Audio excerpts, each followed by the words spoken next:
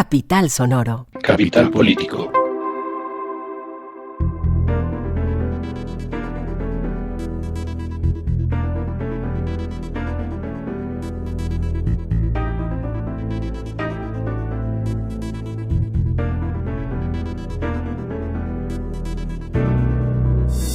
Capital Político es un podcast que semana tras semana se encarga de analizar las noticias más importantes de Colombia y del mundo. Ahora estamos publicando 2 episodios a la semana, uno el martes en la noche o como desayuno el miércoles y el acostumbrado capítulo del sábado, con el fin de no acaparar tanto el tiempo de sus mañanas saturninas o cuando sea que escuchan este podcast y poder sumar además más temáticas a la conversación. Sin embargo, desde el martes, capítulo que si no han escuchado lo pueden hacer en nuestras plataformas, ha tenido lugar varios asuntos para poner sobre la mesa. Mi nombre es Juan Pablo Conto y este es nuestro temario de hoy. Empezamos con nuestro acostumbrado repaso de gobierno. Esta vez vamos a ver en qué va la discusión sobre la ministra de Minas, porque sí, se ha desviado la conversación y queremos saber por qué. También están los nombramientos y posesiones que terminan de dar forma a las instituciones, donde entra una que otra política que ya hemos mencionado acá, y donde tocaremos el tema del Ministerio de la Igualdad. Y por último, conversaremos sobre la primera alocución presidencial de Petro. Después vamos a hacer una agenda sobre las reformas políticas que están llegando al Congreso. Vamos a hablar de la reforma política, de todo este meollo de la transición energética y una vez más lo que se ha dicho. Y para cerrar, tocaremos 2 aspectos de esa llamada paz total de la que habla recurrentemente el presidente Gustavo Petro. El proceso con el ELN, con Venezuela como país garante, y la intención de la segunda Marquetalia, según dijo en una entrevista el comisionado para la paz, de sumarse a esa paz total. Suena largo y contradictorio a lo que dijimos hace algunos segundos, de que no sería tan extenso, pero arranquemos.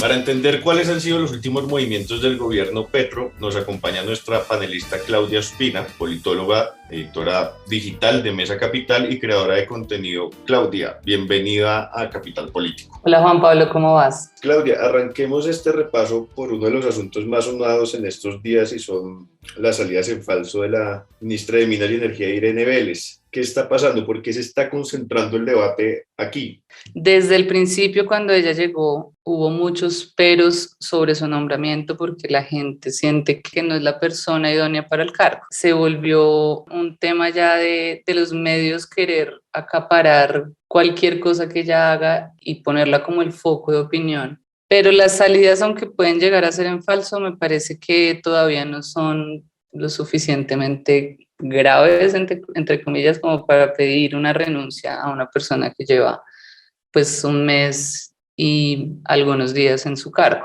Por ahora siento yo que es darles tiempo y si ya pasan meses y de verdad se nota que ella no tiene ni idea de la cartera, pues se supone que es el gobierno del cambio y como gobierno del cambio pues tiene que ser coherente con poner la gente idónea para cada tema.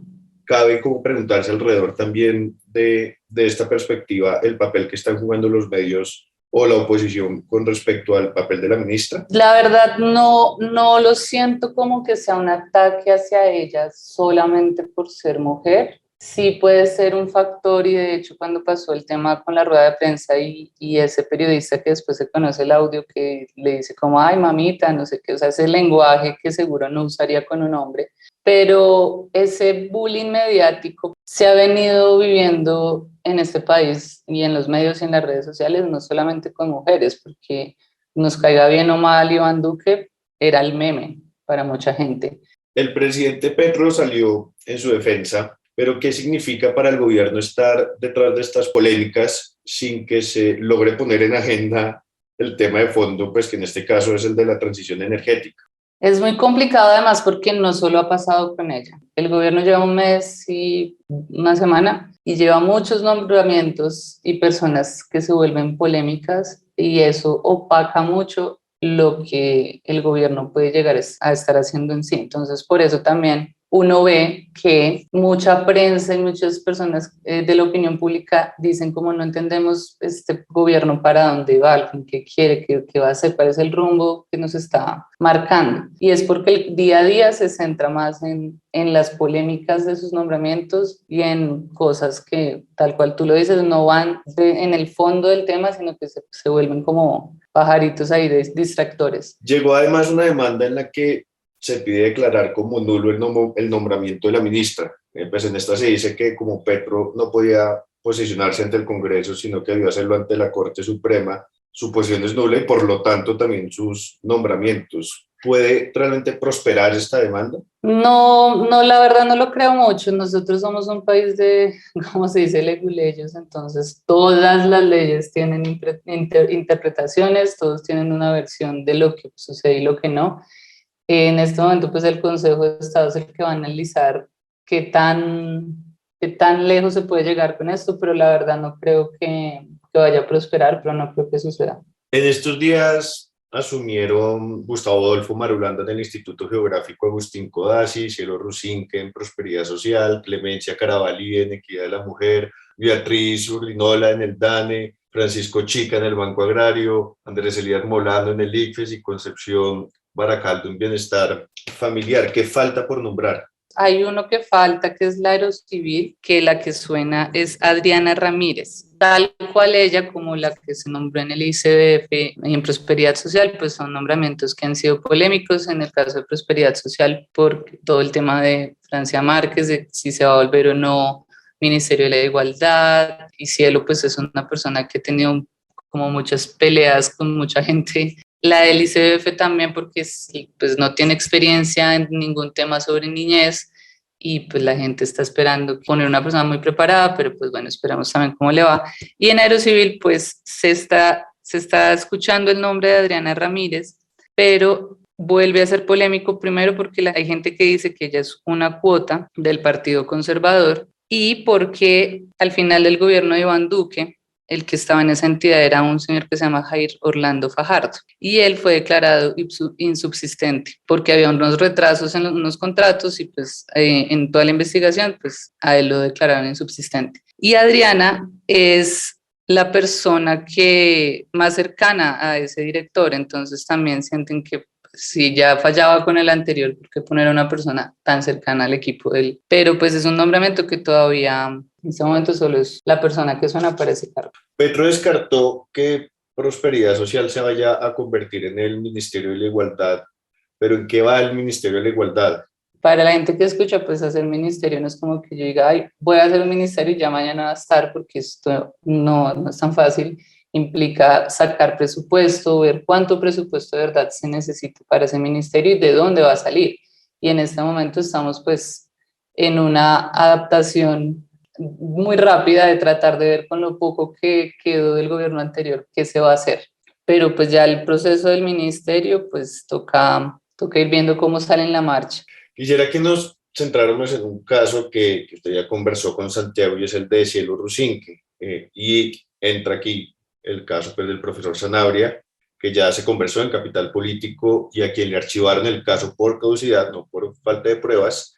Tuvimos la semana pasada a Mónica Godoy que señalaba que era problemático que quien había sido abogada defensora de Sanabria y que incluso pues, fue señalada de atacar a los denunciantes ocupara este cargo en prosperidad social. Es una discusión irresuelta que podemos concluir pues, a raíz de este nombramiento y en qué queda el cuestionamiento que se había planteado. Sí, es lamentable porque es una cartera que uno esperaría que esté como la persona más idónea y pues para mucha gente en la opinión pública ya no lo es, pero pues ya está posesionada y mientras ella lo haga bien en su cartera, pues ya las otras opiniones se salen un poco de las manos. Lo que pasa es que ella también, a pesar de todo este escándalo que tiene, pues es una persona muy cercana a Gustavo Petro y a los movimientos que tiene Gustavo Petro, porque Gustavo Petro ha tenido muchos a lo largo de su historia. Entonces también es como esa fiel coequipera a la que seguramente le da el voto de confianza y eso pesó mucho más. Y por eso también muchas personas que hacen parte del pacto histórico, a pesar de no estar, pues no ser como los más cercanos a ella, sí defienden su nombramiento en el sentido de que es una persona como muy leal y que ha estado firme ahí por mucho tiempo y una de las características que ha tenido este gobierno también en sus nombramientos es eso, que nombra gente con la que ya ha trabajado, gente que ya conoce o gente muy cercana a él y ella es un ejemplo de eso. Y por último hablemos de la primera alocución presidencial de Gustavo Petro. ¿Qué podemos resaltar de lo que allí dijo? ¿Cuáles son como esos puntos que nos dicen el destino inmediato de este barco? El mensaje central fue la invitación a tener diálogos regionales. no centrarse mucho en un gobierno muy local de Bogotá, como muy centralista, sino ir a las regiones a tener diálogos muy concretos sobre las problemáticas que cada uno tiene y pues muy centrado también en una de las metas que él ha tenido en estos primeros días de gobierno y es tratar de bajar un poco el impacto de violencia que hay, de aumento de grupos armados y de bandas delincuenciales en el país. Entonces fue muy conciliador, también el mensaje, yo estoy acá, somos el pueblo, estamos unidos, todos nos amamos, o sea, fue muy como popular, pero chévere. ¿Qué podemos esperar de estos diálogos regionales? Siento que es muy importante hacer esto, más allá de la logística, cómo funciona, seguramente pues en cada departamento irán diferentes personas, no, pues no va a estar siempre él. De hecho, hoy viernes canceló su agenda por problemas de salud y pues y también es una carga pesada, no sabemos qué tendrá, pero pues no va a estar él todo el tiempo. Pero venimos de un gobierno muy desconectado con los problemas locales y empezar a hacer estos diálogos también es ser muy coherente con lo que se prometió en la campaña, porque para las personas, especialmente los votantes de Gustavo Petro, se necesita que él escuche a las comunidades indígenas, a los campesinos, a los afro, todas esas pequeñas problemáticas, pero que necesitan solución del gobierno nacional. Así que para mí es un gran mensaje de empezar o de retomar esa idea de llegar a los territorios y de centrarse en esas problemáticas únicas de ese territorio que necesitan una solución y ver cómo se solucionan. Claudia, muchas gracias por estar de nuevo aquí en su podcast Capital Político. Bueno, Juan Pablo, muchas gracias y nos vemos la otra semana.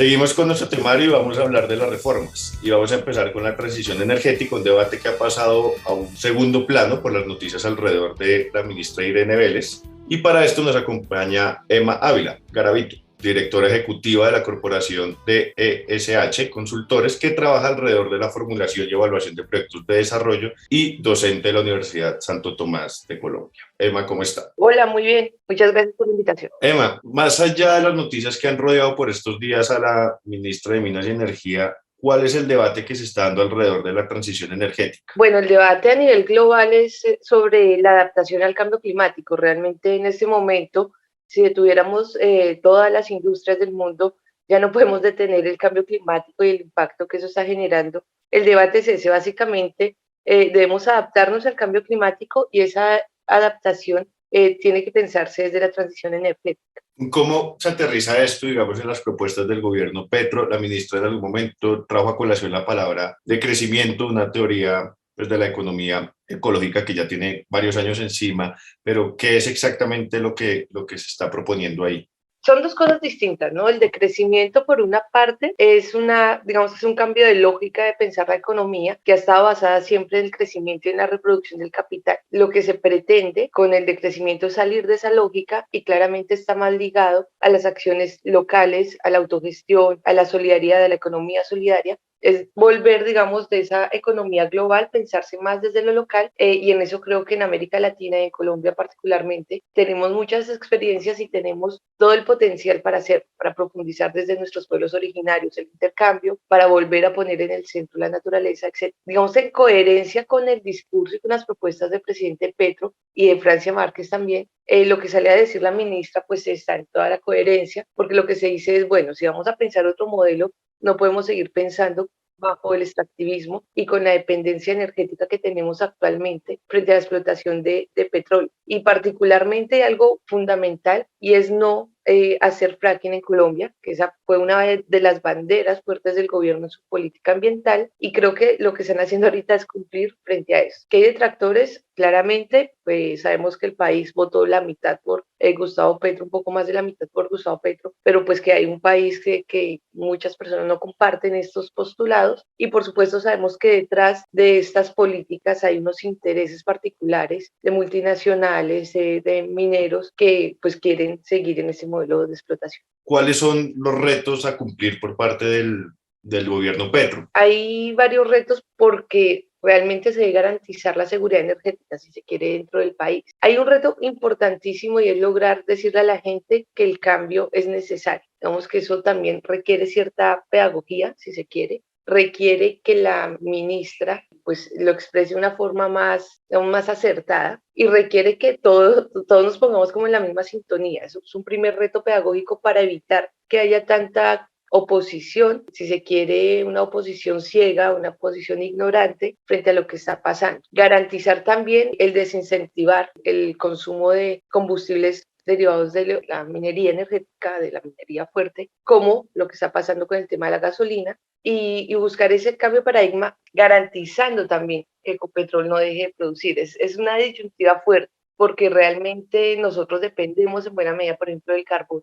Y el hecho de decir vamos a tratar de hacer esa reconversión o esa transición energética implica no bajar la producción, pero tampoco incrementarla, tanto del petróleo como del carbón y los otros derivados posibles. ¿Y cómo está como el lobby detrás de estos intereses de explotación minera? Vemos que esa relación entre las multinacionales y las empresas privadas detrás del gobierno son evidentes y han sido evidentes durante toda la historia del capitalismo. Y particularmente en Colombia sabemos que hay unos intereses muy fuertes para la explotación minero-energética. Afortunadamente apareció el tema de la consulta previa, afortunadamente desde lo local se han hecho como resistencias, pero el lobby sigue estando allí y de hecho no digamos que en este momento sería prematuro denunciarlo, pero sí es claro que es posible que haya detrás de todo este manejo mediático la intervención de las grandes empresas multinacionales minero-energéticas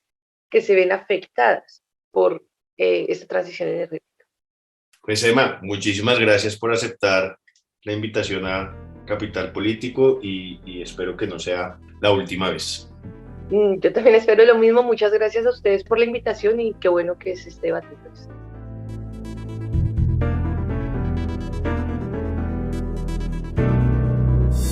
Para ahondar un poco en este tema y en la discusión que se está dando alrededor de la transición energética, tenemos también a Alam Echeverry. Alam es economista de la Universidad Central con maestría en Historia de la Universidad de los Andes y estudiante del doctorado en Estudios Interdisciplinarios sobre el Desarrollo del CIDER, también de la Universidad de los Andes, y actualmente es docente de la Facultad de Ciencias Empresariales y Jurídicas de la Universidad Central. Alam, ¿cómo está? Muchas gracias, Juan Pablo, por la invitación. Muy bien. ¿Qué está pasando con la discusión energética? Antes de abordar las cuestiones concretas de las políticas incluidas en las resoluciones que acaba de expedir el Ministerio de Minas y Energía, vale la pena evaluar el contexto inflacionario que hemos venido enfrentando. Es decir, desde la pandemia, es decir, a partir del encarecimiento del comercio de mercancías a escala global y en razón a las disputas entre Ucrania y Rusia, los precios de la energía se han venido incrementando considerablemente. En primera instancia, la crisis de los containers subió las pólizas de riesgo de los transportes de las navieras. Y esas pólizas de riesgo impactaron directamente en el transporte de mercancías, incrementando la inflación. Primer objetivo que teníamos que abordar para evaluar la reducción del nivel de precios. Y en segunda instancia, la guerra entre Rusia y Ucrania ha afectado el transporte de cereales y la oferta de agroquímicos, sobre todo agroquímicos relacionados con la producción agrícola. Y además de ello, Rusia es uno de los principales exportadores de crudo. Entonces, en esas ideas enfrentamos una inflación que va encaminada al incremento del precio de los alimentos en primera instancia, al incremento del precio de los insumos productivos en materia de la producción agrícola y al incremento de los precios de la energía, en particular gas, carbón y petróleo. Entonces, en ese contexto en particular, la resolución expedida por el gobierno actual busca de antemano controlar y regular los precios de transporte de la gasolina, el ACPM y los combustibles, para que de esa manera el impacto inflacionario no sea demasiado elevado. Hablamos previo a esta entrevista unos minutos con Emma Ávila sobre la teoría del decrecimiento, que son dos cosas, pero pues va conexo, en cierta medida se relaciona, y pues la ministra mencionó, digamos, este concepto, lo puso como sobre la mesa, pero ¿qué críticas también surgen alrededor de esta teoría? En primera instancia, pues vale la pena ser como justos y concretos al momento de abordar los argumentos de la ministra. La ministra nunca dijo que se pretendía promocionar políticas de crecimiento para los países en vías de desarrollo. Se refirió básicamente como a algunas sugerencias que podrían tomar en cuenta los países desarrollados al momento de ejecutar sus políticas energéticas e industriales. En resumen, el decrecimiento como teoría tiene varias inspiraciones. En primera instancia, el Acuerdo del Club de Roma en los 70s, que prefiguró de antemano unos límites sobre el crecimiento económico en base a algunos criterios neomalthusianos y ciertamente cuestionables. Y tiene también asidero en la economía ecológica, en las teorías de Sergio Latouche, un economista francés, y también algunas movidas ambientalistas en Francia y en Europa en particular. El decrecimiento en términos concretos sugiere que los conflictos ambientales están relacionados directamente con el crecimiento económico. Entonces, ¿eso qué implica? Frente a un incremento del nivel de consumo de las empresas y de los hogares y frente a un incremento de la producción de mercancías de las industrias, dicho incremento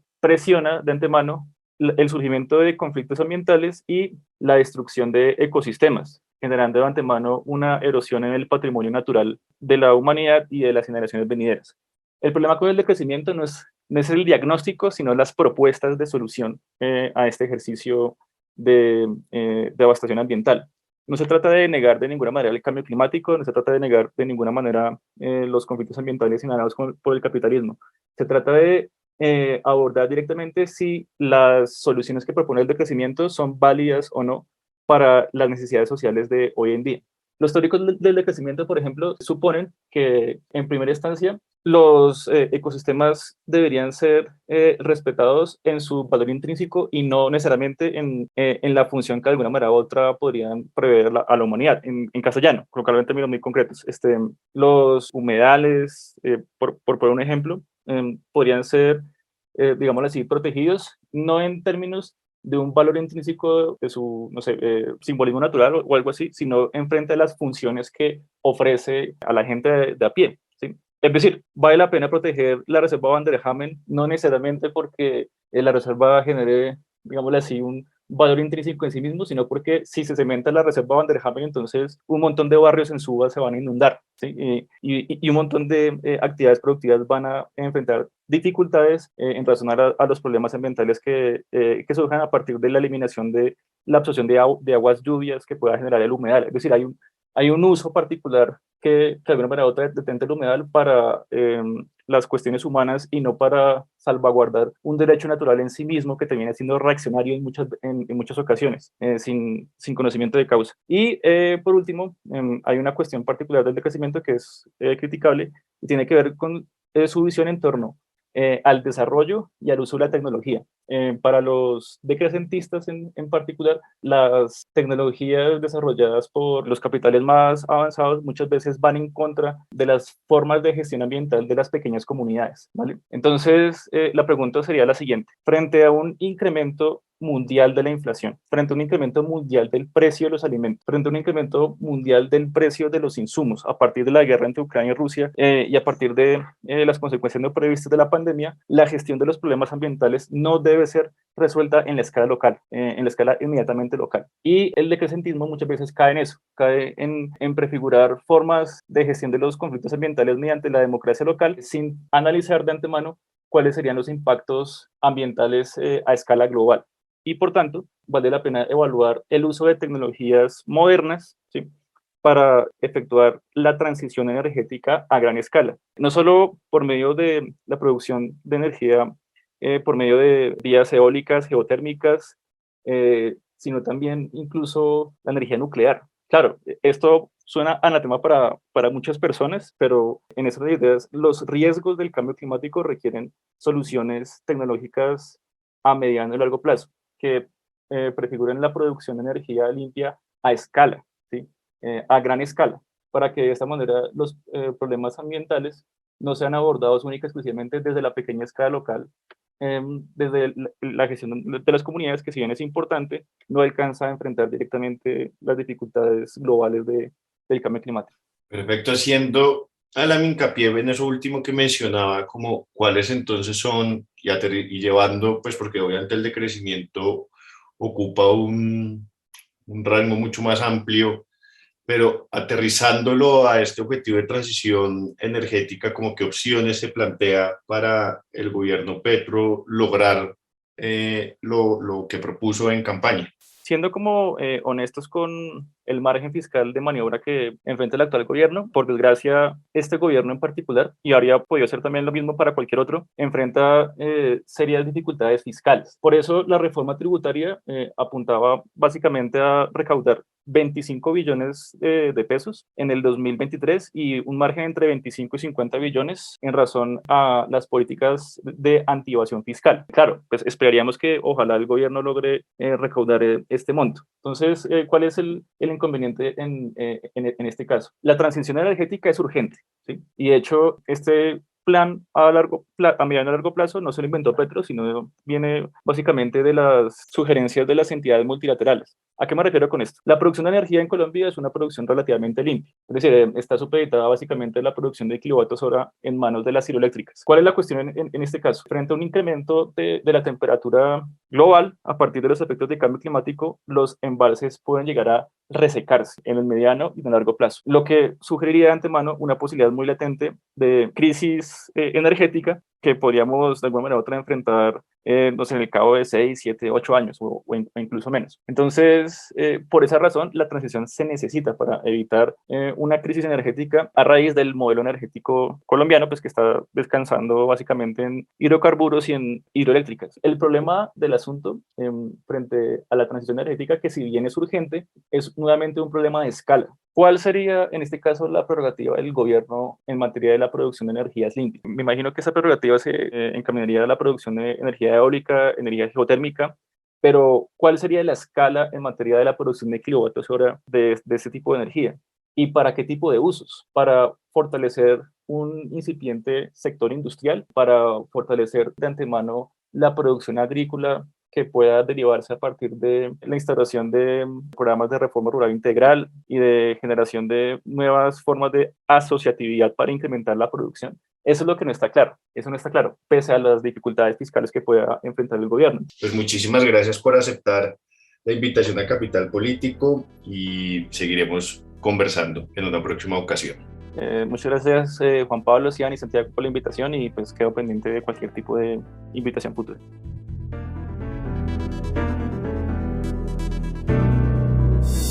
Vamos a cerrar la temática de reformas y valga la redundancia con la reforma política de la mano de nuestros panelistas habituales, Felipe Botero, politólogo, doctor en ciencia política y docente universitario. Felipe, bienvenido una vez más a Capital Político. Juan Pablo, hola, muchas gracias por la invitación. Para mí siempre es un placer acompañarlos. Felipe, durante nuestro especial de las presidenciales hablamos sobre las distintas propuestas de los candidatos en el diseño del Estado. Ahora siendo ya Gustavo Petro el presidente, ¿cómo se ha puesto sobre la mesa la reforma política? Pues la reforma política es uno de las múltiples reformas que está abordando este gobierno y lo que están haciendo es revivir una reforma que se hundió en el periodo pasado, que recoge a su vez mucho de lo que se propuso por la misión especial electoral que salió de las negociaciones entre el gobierno y las FARC en La Habana y que implica reforzar y profundizar la representación política en el país. Para responder brevemente a su pregunta, es una reforma importante que ya está presentada y que pues hace parte de la agenda muy ambiciosa de reforma de este gobierno que está presentando una cantidad de proyectos para transformaciones importantes en distintos frentes. Precisamente el ministro Alfonso Prada ha dicho que este no es el único proyecto que va a presentarse en esta dirección, teniendo en cuenta pues, que este primer documento no contempla reformas del Código Electoral ni de los órganos electorales y de control, pero sí una nueva Corte Electoral. ¿Cuáles son las claves del proyecto? Tiene varias claves importantes. Hay una que yo creo que es central y es las listas cerradas, únicas de partido y paritarias. Eso sería transformador de la política nacional. Este Congreso tiene 30% de participación de mujeres y es tal vez uno de los que históricamente más mujeres ha tenido, pero está lejos del 50% que son las mujeres, que representan las mujeres de la población. Las listas cerradas y paritarias harían que la mitad del Congreso fueran mujeres, lo cual yo creo que sería transformador. Entonces está lo de las listas, que es muy importante. Está el tema de financiación. También súper importante, la financiación es el talón de Aquiles de las reformas políticas, porque hasta ahora no se había considerado la financiación y aquí se está planteando financiación 100% estatal, es decir, que no haya financiamiento privado, lo cual también sería pues un golpe al clientelismo y al clientelismo de los contratistas del Estado, que digamos, estilo de Brecht. Ese es el segundo pilar. Tiene un tema también importante de meter en la ley, que solamente los jueces puedan destituir a funcionarios electos y no la Procuraduría. Por otro lado, quiere bajar la edad para ser congresista, y lo quieren plantear de bajarlo de 30 a 25 años para ser senadores y de 25 a 18 años para ser representantes. Eso es como lo principal. Y según eso, ¿cuáles son las dudas que ha suscitado el proyecto? Yo creo que en general el espíritu del proyecto es positivo y si se aprueba todo eso, que digamos es una gran incógnita, pero por ejemplo el tema de las listas cerradas es un guiño o un incentivo muy claro, más que un guiño, es un incentivo poderoso para fortalecer los partidos, para que haya mecanismos internos de primarias de selección de candidatos. En este momento, pues las listas de los partidos se arman a dedo o hay capacidad de los líderes de definir quiénes hacen parte de las listas. Con listas cerradas paritarias, pues eso tendría que cambiar un poco, pero una gran debilidad es que no hay mecanismos democráticos al interior de los partidos. La reforma ni esta ni ninguna otra reforma, ni la Constitución del 91. La Constitución del 91 le metió la democracia a todo en el país, salvo a los partidos. Y eso es algo a lo que los partidos se han rehusado sistemáticamente, porque pues los partidos tienen dueños, tienen unos líderes que son los que controlan el poder al interior de los partidos y no están dispuestos a soltar eso. La experiencia internacional sugiere que cuando los partidos no tienen mujeres en los cuerpos directivos, en el liderazgo de los partidos, la posibilidad de las mujeres realmente de constituirse una fuerza importante y transformadora al interior del mismo es muy débil. Entonces, si no hay unos mecanismos verdaderamente democráticos, pues los partidos van a quedar debilitados y la capacidad que tengan realmente de hacer transformaciones en términos de su composición y de su representatividad va a ser compleja. Eso en cuanto a las listas. Sobre la financiación, yo creo que eso está muy bien pensado, restringir la financiación solamente al Estado, que no haya financiación privada. El tema de la reforma de la financiación está en mora de hacerse hace muchos años. Es un secreto a voces que los topes del gasto de las campañas son sistemáticamente excedidos, ¿sí? Los topes son, no sé, no recuerdo la cifra exacta, pero digamos que el tope de una campaña para el Senado es como 800 millones de pesos, pero en comentarios de pasillo y información anecdótica, uno sabe que una campaña al Congreso cuesta 4 o 5 veces eso. Entonces los topes son un chiste frente a lo que realmente gastan los políticos en esas campañas, y eso viene todo pues con financiación por debajo de la mesa, que pues no está muy bien, y con compromisos que no son claros, con contratistas que son los que financian esas campañas. El problema es que no hay un sistema de vigilancia de esas campañas, de la financiación de las campañas, y en la reforma no está pensado el fortalecimiento de las capacidades de control y de vigilancia que tienen organismos como el CNE, que también es otra de los problemas de la reforma, es que Prada dijo que por ahora no van a tocar el CNE, que eso lo van a meter en una reforma posterior. El tema de la Corte Electoral es muy importante. Digamos que Colombia es un país que está atrasado en esa legislación en comparación con otros países, porque no tiene un tribunal independiente, tiene un Consejo Nacional Electoral que, como sabemos, tiene origen en los partidos. Hace poquito fueron nombrados los magistrados de Consejo Nacional Electoral y todos, digamos, se eligen por representación proporcional de los partidos en el Congreso y deberían ser independientes y eso no es así. Además, el CNE depende presupuestalmente de la registraduría, entonces es un sistema un poquito híbrido y raro y se necesita un organismo independiente política y administrativa y jurídicamente para que pueda efectivamente vigilar y sancionar y tenga la capacidad de hacerlo de forma diligente.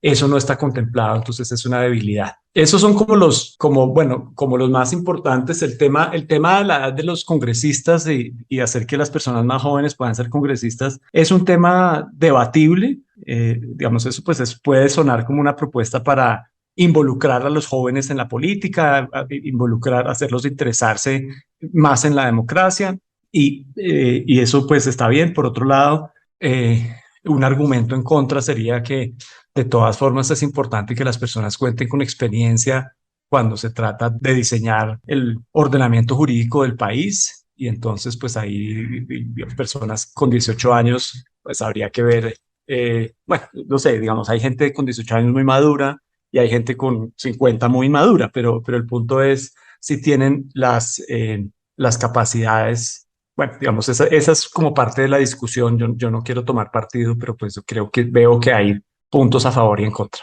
Si este no va a ser el único proyecto, ¿qué otras reformas podríamos esperar acorde a las propuestas del gobierno Petro o qué otras reformas considera usted que son como urgentes en este sentido? A mí me pareció extraño que no metieran el paquete completo y que dejaran unas partes importantes de la reforma para hacerlo más adelante, como dejar la tarea para el otro año. Y especialmente lo que tiene que ver con la Corte Electoral, con reorganizar las entidades que gestionan las elecciones y que vigilan las elecciones. Eso pues es un aspecto importantísimo. Entonces, por ejemplo, el CNE se demora hasta 4 años en decidir demandas sobre las curules. Entonces hay congresistas, digamos, hay personas que les dicen, si los conteos y los reconteos y los escrutinios determinaron que usted era el verdadero ganador de la curul en el año 3 y 10 meses después de que se posesionaran sus compañeros. Entonces, digamos, eso le hace mal a la democracia, pues digamos, no solamente a la persona que llega al Congreso al final, sino a los votantes que eligieron una persona y no hubo una corte que fuera capaz de resolver eso de forma expedita. Es decir, siempre hay problemas con los conteos por error humano o por error intencional, digamos, corrupción, pero para eso necesitamos un sistema que sea capaz de resolver eso máximo en 6 meses, ¿sí? O sea, que en este momento estén revisando y viendo cuáles son las disputas y resolviendo eso y no tomándose 3 años. Entonces, que eso lo dejen para otra reforma me parece problemático. También me parece un poquito problemático como la estrategia de inundar el Congreso con reformas. Por supuesto, pues el Congreso, el gobierno está empezando y quiere echar a andar como esos proyectos clave. Y entonces está el tema de la tributaria, está ahora la discusión del Plan Nacional de Desarrollo con estos diálogos vinculantes que están empezando. Está el tema de la reforma pensional que están mencionando. Entonces hay como en el aire como están haciendo malabarismo con muchas bolas en el aire y pues mi lectura es que están tratando de aprovechar la coalición grande que tienen en este momento y porque no sabemos dentro de 1 o 2 años dónde vaya a estar esa coalición y qué tan capaz vaya a ser de aprobar cosas. Entonces, pues me parece raro que estén presentando tantos proyectos y me parece raro que en los proyectos clave estén dejando aspectos fundamentales por fuera. Felipe, muchísimas gracias por aceptar la invitación a Capital Político. No, como dije al principio, me encanta que me inviten.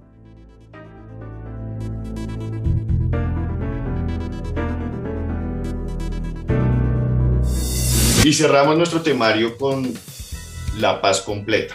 Empezamos con el caso del ELN. Esta semana Gustavo Petro invitó a Venezuela a ser país garante de la negociación de un proceso de paz con este grupo guerrillero. Y claro, esto suscita un montón de debates por lo que significa la figura de Maduro y por los temas alrededor de la frontera con Venezuela. Estamos con Luis Eduardo Celis, asesor de la Fundación Paz y Reconciliación, con quien hablaremos sobre estas últimas movidas alrededor de la paz con el ELN. Luis Eduardo, ¿cómo está? Juan Pablo, un saludo y un saludo a toda la audiencia y muchas gracias por esta oportunidad de diálogo. Pues arranquemos un poco por caracterizar o por relatar ¿qué ha sucedido en estas semanas alrededor de ese posible proceso de paz con el ELN?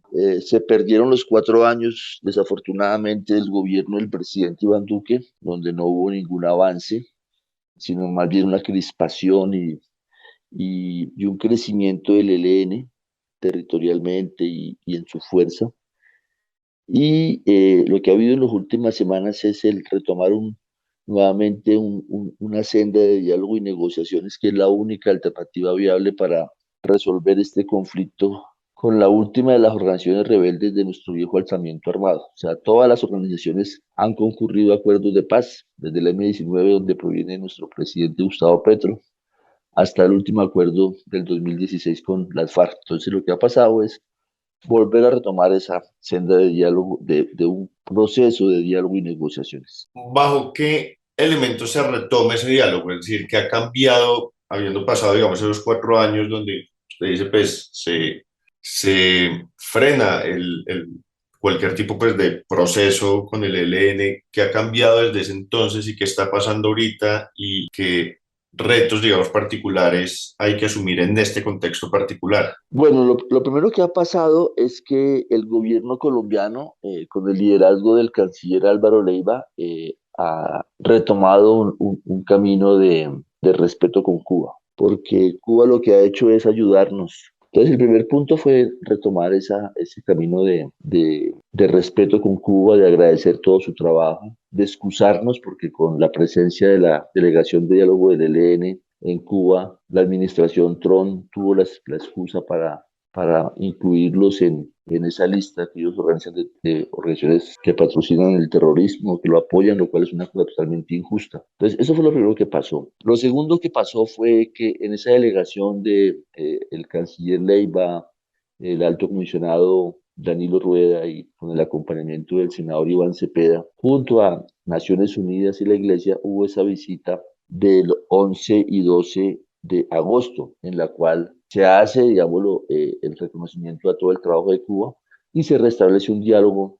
entre el gobierno y el ELN, y el gobierno reconoce que hay una delegación de diálogo del ELN y que ambas partes tienen interés en una cosa que es muy importante: retomar un proceso de paz. O sea, tanto el gobierno del presidente Petro como el ELN hablan de retomar un proceso de paz, reconociendo que ya hay un camino recorrido entre el 2014 y el 2018 entre el ELN y el presidente Santos, que luego podemos hablar más en detalle de eso. Y las otras cosas que han pasado, el volver a limpiar de toda esa maraña jurídica de órdenes de captura, solicitud de extradición que volvió a montar el gobierno Duque, y volver al reconocimiento de que lo que hay en Cuba es una delegación de diálogo, y reconocerle ese estatus también jurídicamente, con todo lo que significa levantar las órdenes de captura y extradición. ¿Por qué es importante la presencia de Venezuela como país garante en una eventual negociación con el ELN? Bueno, Venezuela ya fue muy importante en la negociación con las FARC.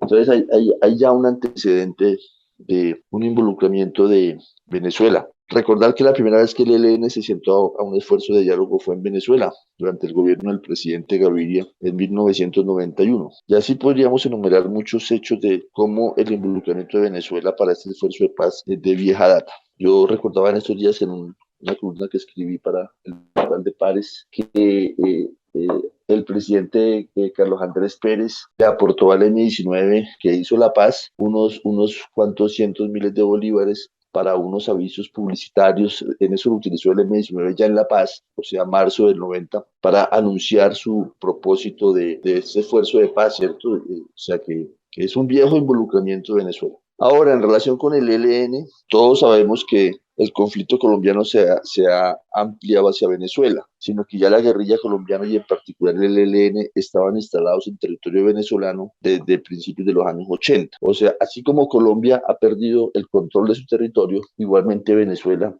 no tiene control sobre el conjunto de su territorio, y desde hace 4 décadas la guerrilla del ELN se ha instalado en los estados de Apure, Zulia y Táchira, fundamentalmente, que son los estados fronterizos. Hay que reconocer siempre que para un acuerdo de paz con el ELN se requiere un diálogo político y una participación del gobierno venezolano. para muchos temas, o sea, para muchos temas de acompañar el proceso, de ser garante del proceso, de ser un facilitador logístico. Esta reunión que se autorizó por parte del gobierno colombiano de esta delegación de diálogo que ha permanecido en Cuba va a transcurrir en Venezuela, muy seguramente, con el apoyo del gobierno venezolano a solicitud del gobierno colombiano.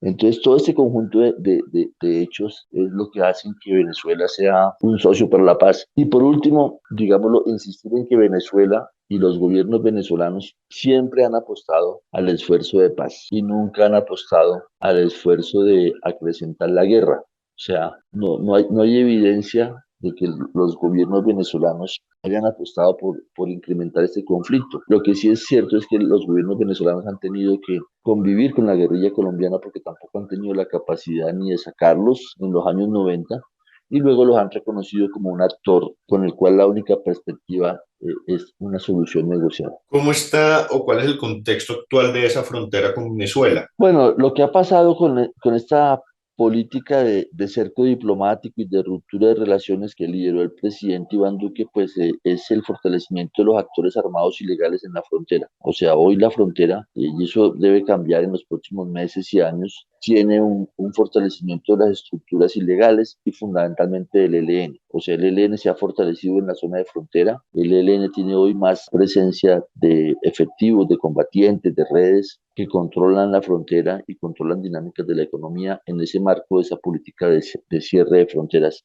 lo cual debe cambiar. Y en una perspectiva de paz también debe cambiar el papel del ELN en la frontera. Y súmele a eso que hay otras estructuras ilegales que han traspasado hacia el lado colombiano. Por ejemplo, esta presencia del Tren de Aragua, del cual se habla que tiene presencia hasta en Bogotá, se ha fortalecido en los últimos años. La ausencia de un diálogo diplomático y de una coordinación entre los dos gobiernos ha hecho que los ilegales tengan más presencia y más control en la frontera.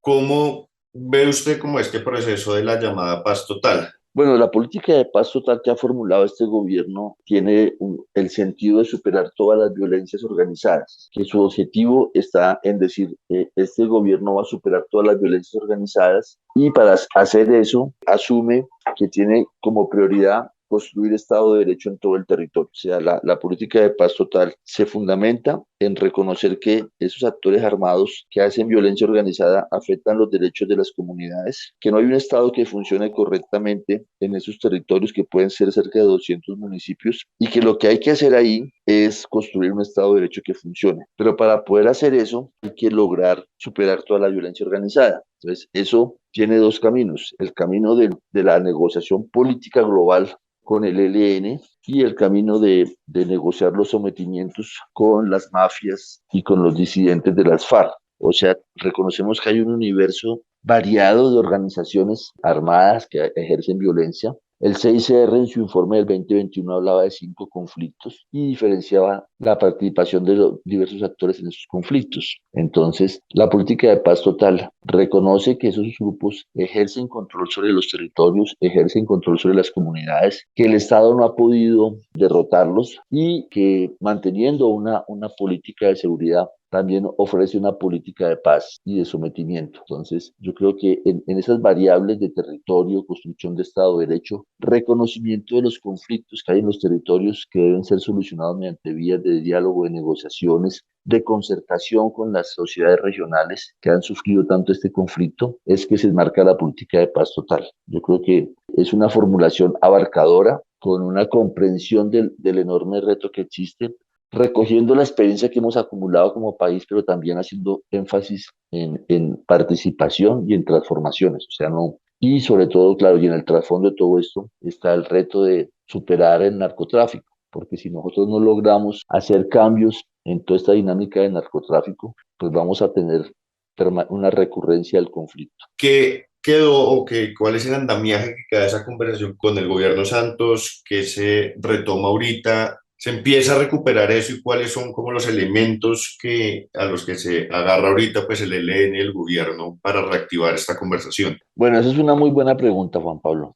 Como se habla de retomar un proceso, entonces lo que vamos a ver una vez se instale la mesa, o sea, en los próximos días, semanas va a haber una reunión del ELN en territorio venezolano muy seguramente, o muy seguramente eso no lo sabremos, pero va a haber una reunión para que el ELN haga sus balances y sus reacomodos que considere pertinentes. Y lo que vamos a ver, creo yo, es que se va a volver a La Habana para instalar una mesa entre el gobierno del presidente Petro y el ELN. Puede que en esa delegación del ELN veamos cambios, es posible que veamos otras caras. Y una vez se instale esa mesa, lo que yo creo que debería ocurrir, en mi opinión, es que se haga primero que todo el balance de lo que se retoma. Como ambas partes hablan de retomar el proceso, ¿y qué es lo que se retoma? Una agenda firmada en Caracas el 30 de marzo del 2016, que a mi juicio sigue siendo una agenda vigente, o sea, una agenda que se centra en participación, en transformaciones y en la construcción de una visión compartida de una nación en paz. Esa es la esencia de la agenda, a mi juicio, y esa esencia se mantiene. Habrá que darle un encuadre a este proceso, en este gobierno. ¿Qué otras cosas hay que retomar? Hay que retomar toda una serie de protocolos y definiciones que ya se tomaron en el anterior proceso. El anterior proceso, por ejemplo, definía un equipo pedagógico para hacer pedagogía alrededor de este proceso, pedagogía conjuntamente, que sería una labor muy importante. Hay que retomar la experiencia del cese bilateral de 100 días, o sea, hacer el balance de cómo se logró ese cese bilateral y qué se aprendió de ese cese bilateral, y retomar las definiciones sobre participación. Una vez se haga ese balance, lo que se retoma, habría que hacer una formulación de diseño, o sea, decir, esta es la agenda y este es el diseño con el que vamos a trabajar, que a mi juicio, insisto, no debe modificarse mucho de lo ya firmado en Caracas en el 30 de marzo del 2016. Una vez se tenga un diseño, se debería abocar rápidamente las medidas humanitarias que hay que tomar en territorios, lo cual debe estar ligado a la construcción de un cese bilateral y a las definiciones de participación. O sea, el corazón de esta negociación es la participación de la sociedad. Si no hay participación, esta negociación no va a avanzar. Afortunadamente, este gobierno cree en la participación y tiene interés en la participación. Entonces, eso es lo que yo creo que debería ocurrir en los próximos 100 días para que esta negociación ya. Resumiendo, las partes tienen que instalar su mesa, construir un diseño de proceso, lograr medidas humanitarias en las cuales también pueden estar el tema de los presos del ELN que ameritan algún tratamiento humanitario en salud, en revisión de sus procesos, en acercarlos a sus familias y arrancar ya, construir un cese bilateral y arrancar ya la dinámica de participación. Luis Eduardo, muchísimas gracias por acompañarnos en Capital Político. Espero que no sea único encuentro que tengamos, sino que podamos seguir conversando alrededor de este diálogo con el ELN conforme vaya avanzando esta temática. Bueno, Juan Pablo, muchas gracias a ti y a toda la audiencia. Y gracias por esta oportunidad y por supuesto, seguiremos conversando en los próximos meses.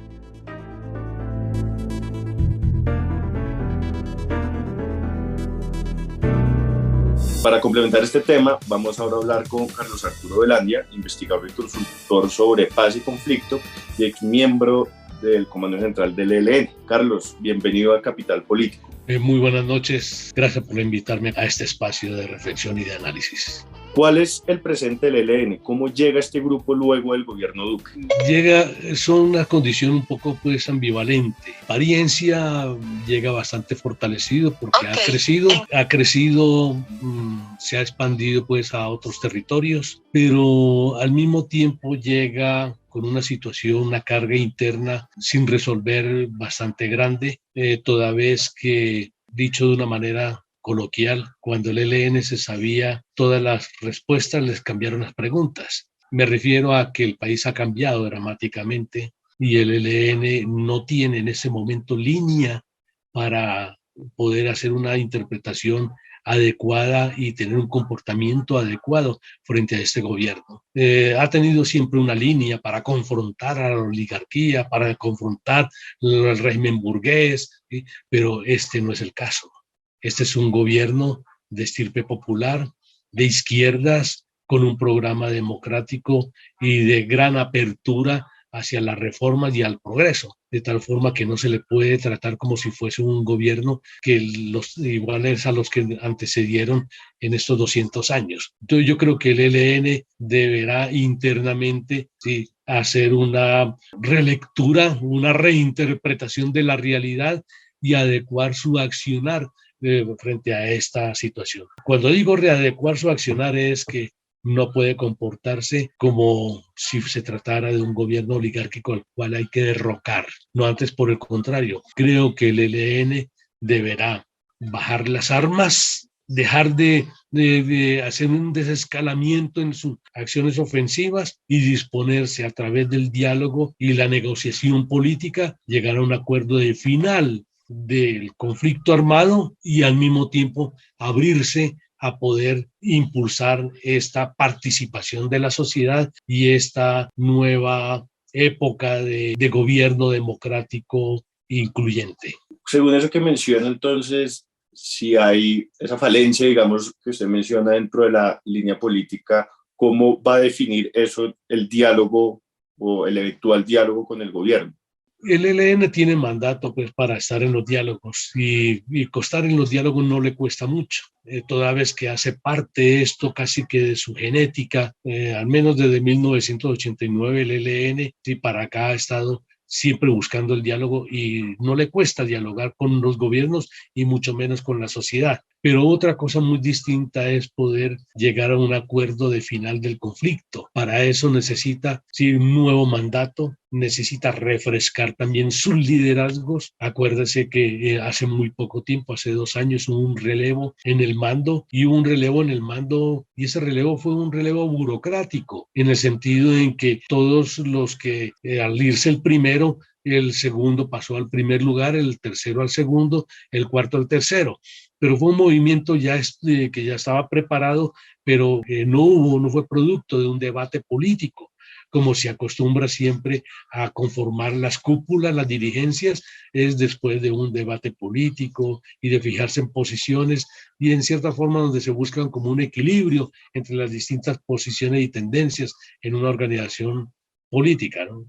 ¿Por qué la estructura del ELN plantea retos particulares a la hora de negociar muy distintos a los de las antiguas FARC? Hoy por hoy el ELN tiene una localización en el territorio bastante descontinuada, sin que existan corredores entre ellos. Entonces, por ejemplo, la estructura del Chocó está aislada sí, del conjunto y esta es allí en un territorio muy particular. Igual la estructura del sur Pacífico también están desconectadas del conjunto nacional. Igual pues las que están en el sur de Bolívar, Bajo Cauca y nordeste antioqueño. No tienen, están como emboladas sin tener posibilidades de corredores. Y además el grueso de la fuerza, en un 70% de su fuerza global está recostada sobre la frontera y transfrontera con Venezuela, de tal forma que las estructuras han venido funcionando con sus propios recursos, en sus propias lógicas, en sus propios desarrollos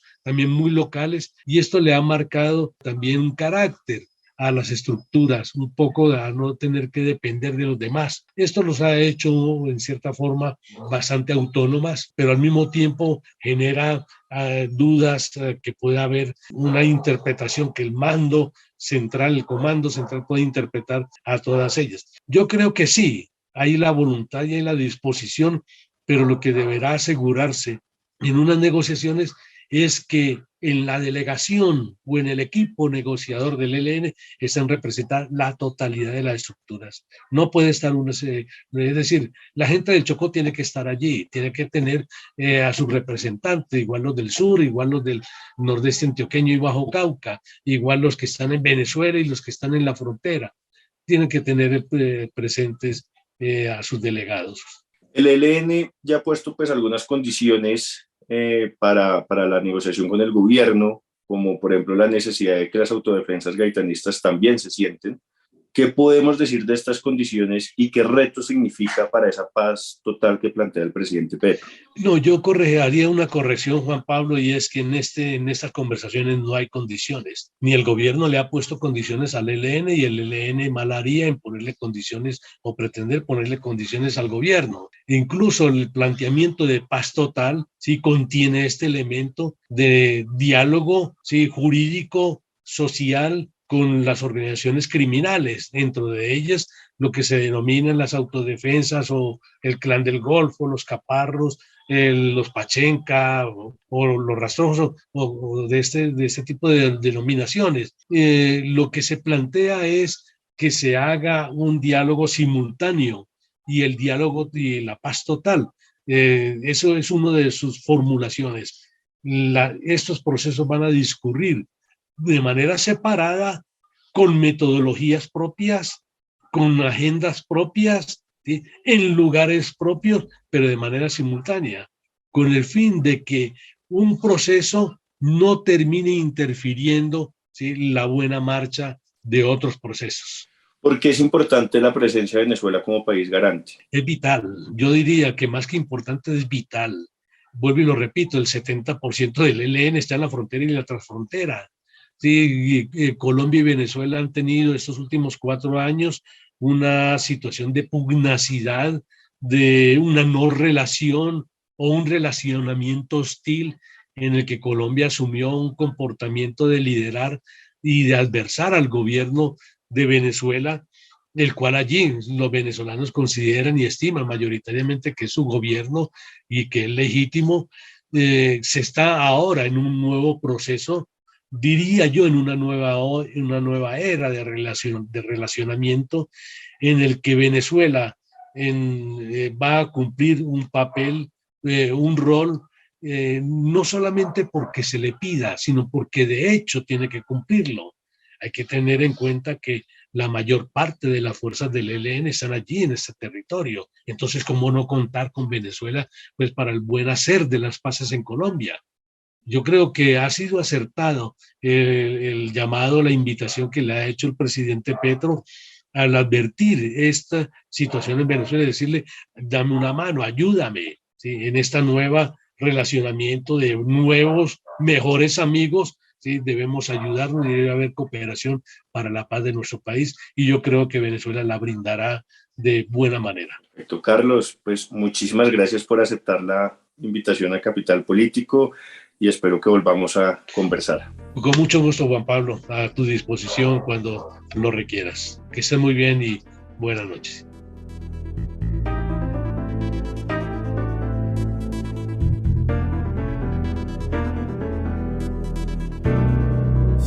Y por último nos queda lo referente a la segunda Marquetalia, que esta semana, acorde a lo señalado por el comisionado para la paz Danilo Rueda, manifestó el interés de hacer parte de la paz completa. Para analizar este caso nos acompaña Juanita Vélez, periodista e investigadora en la Fundación Conflict Responses, CORE.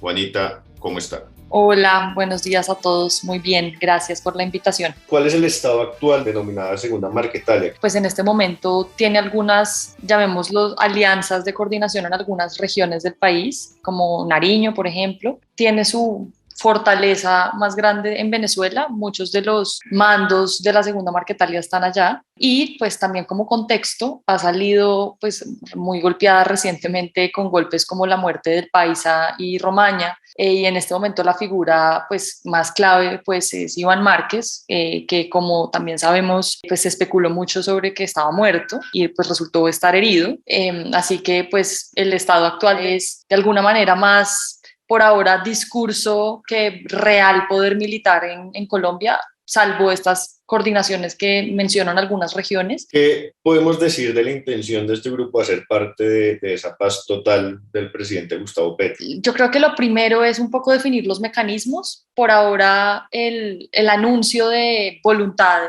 que dijo el alto comisionado Danilo Rueda de la Segunda Marquetalia, pues es algo, digamos, parecido a lo que ha pasado con otros grupos hasta ahora. Pero hay muchas preguntas que todavía no se han contestado. La primera, y que creo que es bien difícil, es la posibilidad de que, tratándose de una disidencia comandada por el ex jefe negociador del acuerdo de paz con las FARC, estemos hablando de darles como una segunda oportunidad, sobre todo a esta disidencia que, pues vuelvo y lo menciono, nace del jefe negociador, ¿no? Y esto implica darles como una segunda oportunidad. No es muy claro si lo que va a pasar es que puedan de pronto volver a la JEP o tener condiciones especiales en la JEP cuando la JEP ya los expulsó a varios de ellos, pues por el rearme, los grados de qué tanta subordinación tiene la Segunda Marquetalia y qué tanta coordinación más bien tiene con sus estructuras, porque parte de la pregunta acá es, y que no solo aplica a la Segunda Marquetalia, sino a varias de las disidencias que hay en el país, es que aunque tienen la intención de tener una jerarquía y una cohesión interna, todavía no es muy claro si eso lo han logrado. Señala que es muy difícil tener claro eso, pero ¿cómo podría tramitarse esto? ¿Cómo qué opciones tendría el gobierno Petro para poder meter dentro de esa paz total a una guerrilla, como bien decía, que se separó de La Habana y pues que ya fue expulsada de la JEP y que es extraño pues meterla como en una segunda oportunidad. ¿Cómo podría, a qué herramientas podría acudir el gobierno Petro? Pues lo que hemos visto de los proyectos de ley que se están presentando, sí hay como una iniciativa del Ejecutivo de alguna manera tratar de meterlos de pronto a la JEP, que pues a mí me parece que es bastante difícil que eso pase. Creo que antes de sentarse a negociar con ellos, realmente hay que tener un conocimiento profundo de ellos, pues porque uno no se sienta para conocer, sino que tiene que conocer para negociar. Y me parece que con la segunda Marquetalia hay muchos huecos que siento que es lo primero que debería el gobierno tratar de llenar. Muchos vacíos de información, sobre todos estos temas que yo mencionaba previamente, y creo que ese sería el primer paso, como tratar de conocer muy bien con quién se están sentando, tratar de entender realmente qué grado de coordinación tienen y de subordinación y de cohesión, responderse bien esas preguntas, y pues por ahora lo que hemos visto de anuncios pues son estos posibles beneficios, y tal vez como esta posibilidad de regresar pues a entrar a una suerte de justicia transicional que pues creo que, vuelvo y digo, para la opinión pública va a ser muy difícil de tragarse eso, ¿no? ¿Cómo podría lidiarse con ese asunto de la opinión pública? Creo que dentro de su, llamémoslo, discurso de la paz total está pues esta concepción de que hay que salir de forma negociada de todos los conflictos y que de alguna manera pues la segunda Marquetalia pues es un actor armado que le causa mucho daño a la población, y desde ese sentido pues poder mover la idea de que es necesario sentarse con ellos, pero realmente yo siento que en términos comunicativos, si con alguien la van a tener difícil, va a ser con la segunda Marquetalia. Es muy distinto promover, digamos, un proceso de negociación con el Frente Primero de Iván Mordisco, que se apartó del proceso de paz antes de la firma del proceso de paz, a sentarse con un grupo que pues se rearmó después de la firma, ¿sí? Juanita, ¿qué retos adicionales implica una posible negociación con la segunda Marquetalia? Pues mira, yo creo que, bueno, otra cosa que falta mencionar es, desde este punto de vista simbólico y de opinión pública, para la gente de la segunda Marquetalia es un poco como la refrendación de lo que pasó con Santrich, lo que pasó con Iván Márquez, y sobre todo es como esta imagen de Santrich, como esta imagen de burla al país, ¿no? Pues de que tuvo todas las garantías procesales e igual pues se terminó escapando. Entonces ese es como creo que otro elemento que simbólicamente para la gente va a ser difícil de tragar. Otro punto que me parece importante es que acá estamos hablando de conversaciones, o el gobierno ha planteado la idea de conversaciones simultáneas, de diálogos que se van a dar al tiempo con varios grupos. Y eso es un reto inmenso porque si, digamos, puede haber incentivos para que un grupo quiera o los mismos o mayores beneficios a los que se pactan en otras mesas. Y ahí la gran pregunta es cómo van a interactuar todas estas mesas. Hasta el momento el gobierno no ha dado una respuesta concreta de eso, pero yo sí creo que todos los grupos van a estar muy atentos al respecto. Por ejemplo, el ELN ya ha dicho que no va a negociar nada hasta que el gobierno no se siente también con las AGC, ¿sí? Y eso implica que los grupos están leyendo esto desde, bueno, también yo cómo me muevo y cómo gano, dependiendo de lo que en otras mesas se esté conversando, ¿sí? Y eso creo que también es un reto, pues, muy grande para la negociación o posible negociación con la segunda Marquetalia. Y también otro elemento es cuál va a ser, claro, la argumentación política de la segunda Marquetalia ya la sabemos un poco, y el discurso es: nos traicionaron, el acuerdo pactado en 2016 no cumplió con muchas cosas, seguramente ellos no van a estar de acuerdo con unos tiempos de desarme cortos, como ocurrió con el caso del acuerdo de paz con las FARC. Les va a parecer que 6 meses o un tiempo muy corto es muy poco, que fue como uno de los puntos que tanto Santrich como Márquez defendieron muy fuerte en La Habana. No estaban de acuerdo con dejar las armas así de rápido, sobre todo no estaban de acuerdo con dejarlas hasta que no se pactara bien su reincorporación política, económica, ¿sí? Ellos decían, ¿cómo así? No nos van a dar proyectos productivos primero y no nos van a asegurar eso, y nosotros sí dejamos las armas. Me parece que ese va a ser también parte de su argumentación, ¿sí? Y entonces ese va a ser otro punto difícil, porque van a estar de alguna manera exigiendo parámetros, incluso mayores a los que se pactaron en La Habana. Y volvemos entonces a la discusión de eso, cómo va a recibirlo la opinión pública. Porque de entrada sí me atrevería a decir que ellos van a ir por este tipo de arreglos, o por arreglos como también de pronto pensarse que la justicia transicional no puede ser tocada en el Congreso, que fue lo que pasó un poco con el acuerdo de paz, y que ellos consideraban pues un tema de inestabilidad jurídica, que les cambiaran un poco las reglas de juego de la JEP en el Congreso. Así que todo esto son puntos donde vemos que pues de alguna manera van a exigir unos puntos incluso más costosos de transar para este gobierno que lo que fue para el gobierno Santos. Y bueno, creo que pues todos esos son retos pues grandes y adicionales para poderse sentar a negociar con ellos desde ese discurso que ellos tienen del incumplimiento del acuerdo de paz. Juanita, pues muchas gracias por aceptar la invitación a Capital Político. Pues esperamos que no sea la última vez y que sigamos conversando conforme vaya avanzando este tema. Bueno, no, muchas gracias por la invitación y bueno, un abrazo a todos.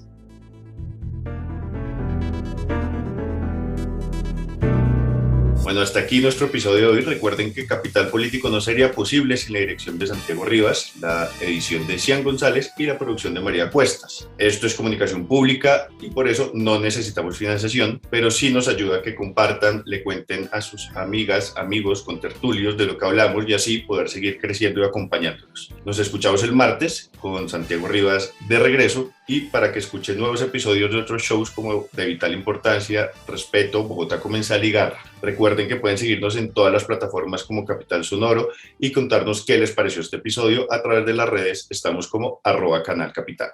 Capital Sonoro.